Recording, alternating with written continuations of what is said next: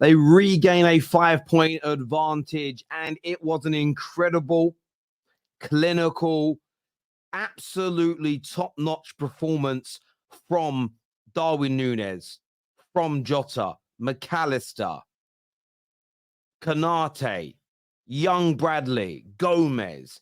From back to front, inside out, it was a clinic that was put on today by Liverpool.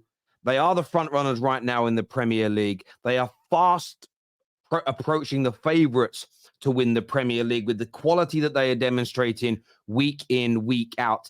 And the standout element, the scariest, sobering factor of this Liverpool team for all their rivals in the Premier League is today there's no Mo Salah. And still, Jota steps up with an excellent brace. One of the most natural finishers the Premier League has. Darwin Nunez, who gets so much criticism, so much hate, from a lot of his own fans, not match-going fans. The match-going fans love him a lot online, stepping up with a brilliant brace today, especially his first goal. His first goal was absolutely majestic, and that is all within the absence of Mo Salah. On top of this, no Trent Alexander-Arnold. That is a huge miss for any team from a creative point of view. He's one of the best playmakers in the world.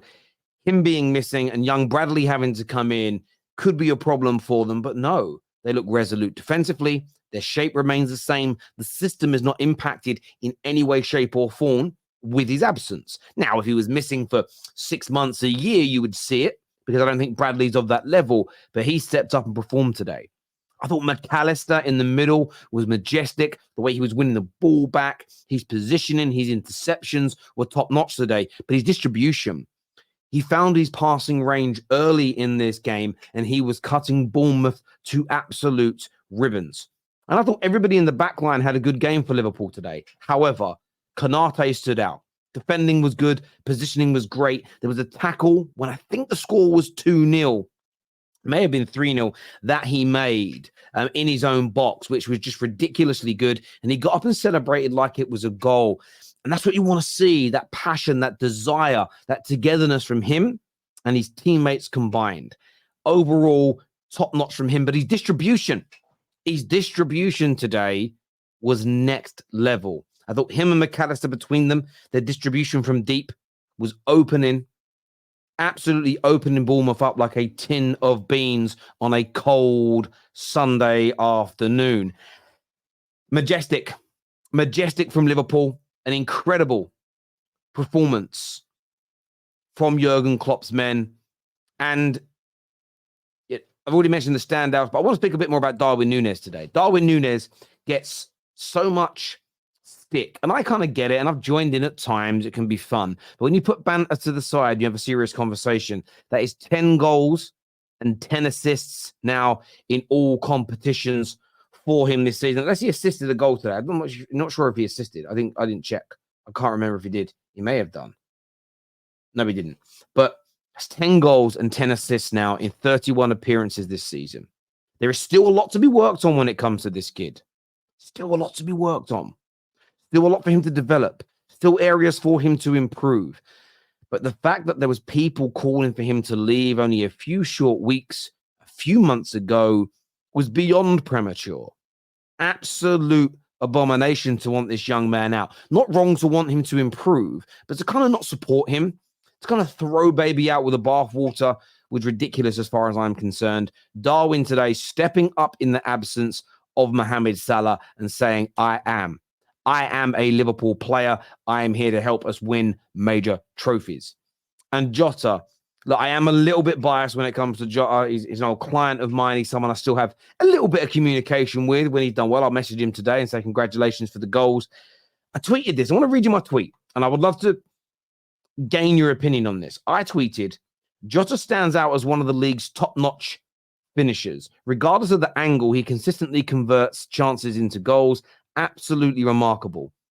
I think that's 52 goals now in his Liverpool career. I think he would have had more without some of the prolonged injuries that he's had. But he just scores all types of goals. Home and away, no matter who the opponent is. Jota is an absolute bagsman. Now, he's never going to do what Haaland does. He's never going to score at the same rate as Harry Kane. Players like that, in some regards, have kind of broken the barometer. A striker of Jota's level is still a finite commodity. There's still very few and far between at his level. I thought between those two, Konate and McAllister, as I say, your standout performers today. McAllister, I was very impressed with in the middle. Young Bradley deserves a shout out as well. He won't be man of the match.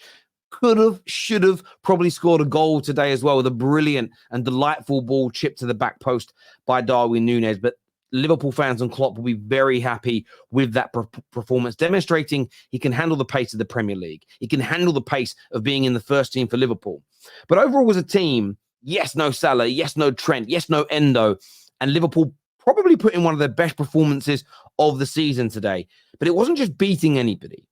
And yes, you look at Bournemouth's league position, they're in the bottom half of the table still. But over the last 8 games, they've been the most informed team in the Premier League next to Liverpool. And this wasn't at Anfield. This was at their ground. And Liverpool had to be at their best. The first half was difficult. The first half, they created openings, but they couldn't quite get there.